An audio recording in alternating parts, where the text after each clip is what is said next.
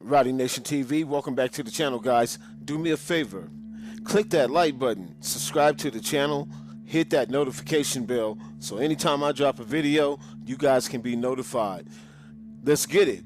All right, we got R. Kelly back in the news, bro, and it's not good because I guess people have been waiting for this day to come from a long time, and R. Kelly has been sentenced to 30 years in prison after New York for sex trafficking conviction. How do you guys feel about that? You know what I'm saying? Leave me a comment in the comment section. For a lot of people like that's my age, we grew up on the songs that R. Kelly had put out, man, and I'm gonna be honest with you, it's just some of the most amazing baby making music you can ever find, man. But little did we know at the time, or did we pay attention to the you know, to actually what was being said in those lyrics. You know what I'm saying? Now that we, you know, fast forward years later, when you listen to those songs and the charges that are being applied to him, it all makes sense now. So we're gonna get into this article, right, about R. Kelly sentencing. Now, a New York federal judge sentenced R&B superstar R. Kelly to 30 years in prison after he was found guilty of 9 counts of sex trafficking and racketeering in September. Judge Ann M. Donnelly, who presided over the 6-week-long trial that lasted a year. I'm sorry, let me correct that. Judge Ann M. Donnelly, who presided over the 6-week-long trial last year in Brooklyn, New York, announced that the singer's sentence Wednesday after a hearing statement from Kelly's accuser. Kelly-born Robert Sylvester Kelly was also ordered to pay $100,000 in fines. Now, R. Kelly, he did not address the court. The defense lawyer Jennifer Monaghan said Kelly was devastated by the sentence and saddened by what he had heard. He's a human being. He feels what other people are feeling. I don't want to mess this lady's lady's name up, Banahan or Banjian, but that doesn't mean that he can accept the responsibility in the way that the government would like him to and other people would like him to, because he disagrees with the characterizations that have been made about him. Now, a jury of 7 men and 5 women found the 55-year-old guilty on September 27th after just 2 days of deliberations. And at the time, Kelly remained motionless with his eyes downcast as the verdict was read. And that's, you know, you get to this case, and that's for having too many yes men around you. You see what I'm saying? He had too many yes men around him, nobody to tell him no, that, hey, that's not a good idea for you to be messing with these girls that are under the age of 17, 16, or however young they were, you know, they wasn't the age of legal consent, and he had nobody around him to tell him, hey, man, stop. Don't touch that. That stove is hot, man. But he kept on touching it, right? And we kept on listening to the music. You know what I'm saying? Little did I know, I had heard rumors about Aaliyah being such a young age, being really young. She looked really young. And at the time, we didn't know R. Kelly's age and her age. But all we knew was that, hey, it was kind of, you know, and then I didn't know if he was like, you know, managing her, and or there was rumors. I thought he was just, you know, helping her in her music career, and then there would start being rumors of her and him being married and all this other stuff, which at the time, you know, the internet wasn't popping like it is now, and you couldn't research that stuff as quick and fast as you can now. Now, although sex was certainly a weapon that was used, this is not a case about sex. It's a case about violence, cruelty, and control, Donnelly said. Through tears and anger, R. Kelly's accusers told the court Wednesday he preyed on them, misled his fans. As the fallen R&B star listened with downcast eyes, he awaited sentencing on his federal sex trafficking conviction. Okay, people, I feel like this too. I'm not trying to make no excuses for R. Kelly, but it was kind of like that Michael Jackson syndrome too. You had some of these parents, man, sending these young girls off with R. Kelly to live with this man. And I'm not saying it's right what R. Kelly did, but like I said, you know, a lot of these people, when you got a lot of money, people do a lot of strange things for some change. You know what I'm saying? So, you know, a lot of these parents knew that their kids were there, and, you know, didn't say anything until, you know, other people started complaining about it. Oh, you know what I'm saying? Let me get in on this too. Now it was all good when the money and stuff was coming. I believe. Actually people probably were even getting paid to be quiet and have their kids stay with R. Kelly for such a long amount of time because some of those kids did not want to go back home to their parents. I'm not condoning it. I'm just saying, you know what I'm saying? There was a lot of factors to get to the day where this guy's got 30 years, convicted of 30 years. And the blame solely lies with R. Kelly. Now, you made me do things that broke my spirit. I literally wished I would die because of how low you made me feel. That's what one woman told the Grammy Women multi-platinum selling singer. Do you remember that? Now, so you got people who are getting on the stand and they're expressing their heartfelt feelings about how they were being treated by this guy. And I'm talking about this is like years and years later. Now, the charges were based on the argument that Kelly's entourage of managers and aides helped the singer meet girls and keep them obedient and quiet. These actions amounted to a criminal enterprise under federal laws, according to the U.S. attorneys. Now, I'm going to stop right there for a hot second because if you got somebody facilitating these young girls for R. Kelly, then where are their criminal charges? I haven't heard anything about anybody else getting charged besides R. Kelly.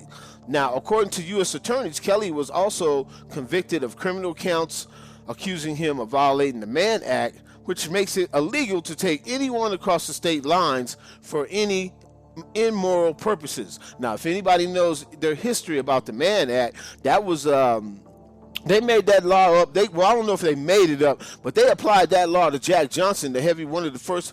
I don't know if he was the first black heavyweight champion. I know he was one of the best black heavyweight champions way back in the day in the 1920s or 30s when black men weren't supposed to be dating white women, and he was taking them across state lines and all other kind of things, plus knocking out all these other white boxers and stuff and messing with white women in a time where black African Americans were getting hanged. And so that's when the Mann Act, the first time I heard about the Mann Act being applied. Now they're applying this Mann Act to R. Kelly. Now, although we are disappointed in the sentence, we are eager to bring Mr. Kelly's appeal before the Second Circuit, said Monahan in a statement to USA Today on Wednesday. Now, we continue to maintain that the government overcharged and then failed to prove racketeering and the Mann Act violations. Now, this is coming from the defense attorneys. Prosecutors filed a memo on June 8th stating that Kelly deserves at least 25 years behind bars. Damn. The prosecution said he deserves 25, and they ended up giving him 30. Whoa, somebody is extremely mad at this brother, right? Now, they said he deserved 25 years behind bars for sexually abusing women and girls. The singer's lawyers said the sentence of 10 years or less is all he deserves, arguing he should get a break in part. I'm sorry, excuse me, guys. He should get a break in part because he's experienced a traumatic childhood involving severe, prolonged childhood sexual abuse, poverty, and violence. Well, we all go through that, right? I mean, I come from very humble beginnings, and I'm not out there doing these type of things, and I'm not trying to pass judgment on R. Kelly because the damage is already done, and we seen it coming. The stuff that he did the first time that he got charged with that stuff, and he got away with it back in, I believe, in the 90s, and I think it was down in Florida. He got away with it. Somebody should have told him, hey, but see, he thought he beat just. He thought he was above the law. Now, he's strong, and we're going to get through this, Monahan said on her way into court on Wednesday. Mr. Kelly has a horrific label slapped on him, but he's not obligated to own that label. Well, you're not obligated to own that label, Mr. Kelly, but it is on your record right now as we stand today, and you know what I'm saying? It's just the music, bro, that this brother made was just unbelievable. And now, and just to think that we all grew up on R. Kelly and listened to this music and had so many great memories of going. I've had a lot of good memories of going to clubs, listening to R. Kelly, just kicking it, you know what I'm saying, having fun. But now he's locked up with 30 years. It's kind of like Kelly manipulated millions of fans into believing he was someone other than the man the jury saw, another accuser said on Wednesday. Now, victims are sought to be heard and acknowledged, she said. We are no longer preyed on by the individuals by this individual. Now, a third woman, sobbing, sniffling as she spoke, said Kelly's conviction restored her faith in the legal system. I once lost hope, she said, addressing the court and prosecutors, but you restored my faith. The woman said Kelly victimized her after she went to a concert when she was 17 years old. I was afraid, naive, and didn't know how to handle the situation, she said, so she didn't speak up at the time. Silence, she said, is a very lonely place. Kelly kept his hands folded and looked down as he listened. It wasn't yet clear whether he would speak at the sentencing. Now, Kelly's trial stemmed from 6 complaining witnesses, one of whom was Aaliyah. Witnesses say that the late singer was married to Kelly before she was legally old enough to do so. Through the use of fraudulent documents, Kelly did not take the stand during his trial. Now, several other accusers testified in lurid detail during the trial, alleging that Kelly subjected his victims to perverse and sadistic whims when they were underage. I know you guys remember that video that came out that when he was with that girl. I don't know if you got a chance to see it. It was going around. A lot of people had that video going around. A lot of people were selling them in the neighborhood, and I had a chance to see that video. And I believe he actually said he tried to say that was his brother in that video at the time that came out, and it's just really disturbing.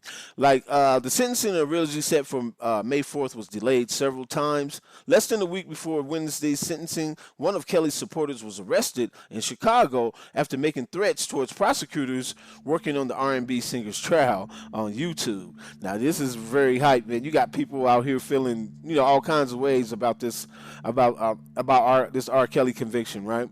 Now, the complaint obtained by the USA Today details a man named Christopher Gunn live streamed a video showing off a photo of Brooklyn Federal Court building while encouraging viewers to get real familiar with the building, adding that we're going to storm the office. Now, in 2008, now this is the story I'm telling about. They're about to talk about it right here. This is the first time I'm reading this argument. Now, in 2008, a jury acquitted Kelly of 14 counts of child pornography charges after deliberating for less than 8 hours over 2 days. That's what I'm telling you about. Remember, I thought it was the 90s, but this was 2008. Kelly, who has been in jail without bail since 2019, faces similar federal and state charges. Man, we told you that stove was hot, don't touch it, and you keep on touching it. Now look what done happened. Now, he faces similar federal and state charges in Illinois and in Minnesota. His trial in Illinois is scheduled to begin on August 15th. You mean to tell me this brother, now check this out, people, this brother already got 30 years here in Manhattan court, and he faces charges in 2 more different states, and he's already got 30 years. It's a wrap, bro. And I ain't talking about Jay-Z rapping. I'm talking about it's a wrap for this brother, man. Hate to say that, man. Hate to say it. Now, Kelly, who has been jailed, I'm sorry. Let's get to this next part of this article and see what the hell they talking about, because this is a wrap for this brother. Now, the hitmaker is known for work including the 1996 hit I Believe I Can Fly and the cult classic Trapped in the Closet, a multi-part tale of sexual betrayal and intrigue. Y'all, that shit was funny. I ain't gonna lie, bro. That Trapped in the Closet, that was. I'm gonna have to go back. Just going through this article and stuff, man. Everybody's gonna start going back, pulling up some of his old stuff, man. Now that this man done got convicted, man, he's probably gonna sell a lot of records now that he's locked up, right?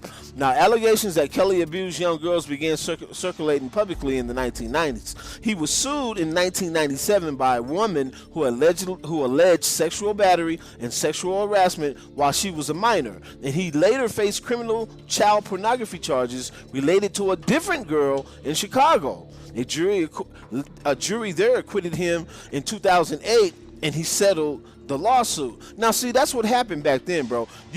Now you got the Me Too movement and all this other stuff that's coming out, bro. These people ain't, man, you get a woman cry. I'm not, no disrespect to the women. I'm not meaning by cry rape, because rape is real and people will be, it's real, you know what I'm saying? And what he did to these young girls, man, I mean, I got daughters. So what he did to these young young girls, man, that's just sickening, right? You know what I'm saying? This man, the stature that this man is, could damn near have any woman that he wanted, but he wanted to prey on these young girls, and he had his staff and crew help facilitate these young girls from concerts, McDonald's, high school parking lots. So I guess this man deserves every year that he's in there and he's about to serve, you know what I'm saying? And clearly he had a very strong sexual addiction that was you know, it wasn't a healthy sexual addiction because he was attracted to minors, and now he's paying the cost. Rowdy Nation TV, do me a favor, guys, click that like button, subscribe to the channel, hit that notification bell so anytime I drop a video, you can be notified. We out.